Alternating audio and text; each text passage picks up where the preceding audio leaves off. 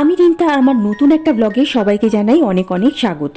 ভিডিওতে দেখা যাচ্ছে বেলুর মঠ, আর এই বেলুর মঠে আজকে আমি গিয়েছিলাম বেলুর মঠের ষোড়শ সংঘাধ্যক্ষ শ্রীমৎ স্বামী স্মরণানন্দজির ভান্ডারা এবং স্মরণ সভাতে।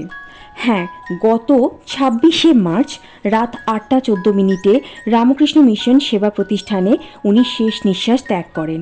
সংঘের ষোড়শ সংঘাধ্যক্ষের আজ ছিল ভান্ডারা এবং স্মরণ সভা। দেশ বিদেশের বিভিন্ন জায়গা থেকে আজকের দিনে ওনার মন্ত্র শিষ্যরা এবং অনুরাগীরা জমায়েত করেছিল এখানে। সকাল থেকে বৈদিক চ্যান্টিং এবং কথোপনিষদ পাঠ, কথামৃত পাঠ, বিভিন্ন ভক্তিমূলক গান, কীর্তন এবং বিকেল 3:30 থেকে ওনার স্মরণ সভা অনুষ্ঠান হয়। সারা মঠ জুড়েই একটি অসামান্য নিস্তব্ধতা আজকে কাজ করছিল। আমাদের সবার প্রিয় প্রেসিডেন্ট মহারাজ চলে গেছেন, আর এই এত প্রচণ্ড গরমের কথা মাথায় রেখে বিভিন্ন জায়গায় শরবতের স্টল করা হয়েছিল, যেখান থেকে সমস্ত ভক্ত এবং অনুরাগীদের বিনামূল্যে শরবত খাওয়ানো হচ্ছিল। আর এই সেই স্থান যেখানে ওনার শেষকৃত্য সম্পন্ন হয়েছিল। 1952 সালে দক্ষিণ ভারতে ওনার জন্ম এবং 2017 সালের 17 জুলাই উনি প্রেসিডেন্ট পদ বরণ করেন। তারপর থেকে 7 বছর উনি মঠের সংঘাধ্যক্ষ হিসেবেই পরিচিত ছিলেন সবার কাছে। আজকে একটা ব্যাপার ভীষণ অদ্ভুত লাগলো। ওয়েদার ফোরকাস্ট কি বলছে বা কি বলবে আমি জানি না, কিন্তু সকাল থেকে বেশ মেঘলা ছিল। বিগত কদিন ধরে প্রচণ্ড গরম আর রোদ ছিল, আর অদ্ভুতভাবে শুধু মেঘলাই ছিল না, মাঝে একটুখানি বৃষ্টিও হলো। কিন্তু এমন বৃষ্টি নয় যে অনুষ্ঠানটায় কোনো অসুবিধা হয়। এটা অলৌকিক নাকি সত্যি একটা আবহাওয়ার ব্যাপার, আমি এই বিতর্কে যেতে চাই না, কিন্তু আমার কাছে সত্যিই ব্যাপারটা অন্যরকম লেগেছে। আর এবার ভিডিওতে দেখা যাচ্ছে মহারাজের সাইন করা 2টি বই।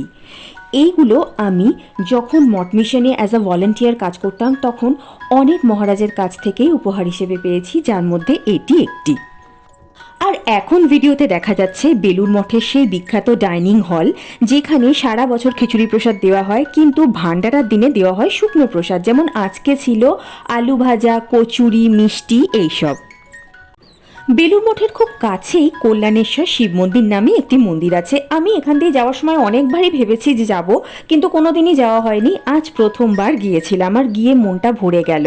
এখানে শিব ঠাকুর এবং কালী ঠাকুরের মূর্তিটি খুব মনটাকে আমার টেনেছে। মন্দির সংলগ্ন প্রতিষ্ঠিত পুষ্করিণীর পাশেই একটি বটতলা, যেখানে মায়েরা পুজো দিচ্ছেন। এরকম বটতলা আমরা অনেক মন্দিরেই দেখতে পাই।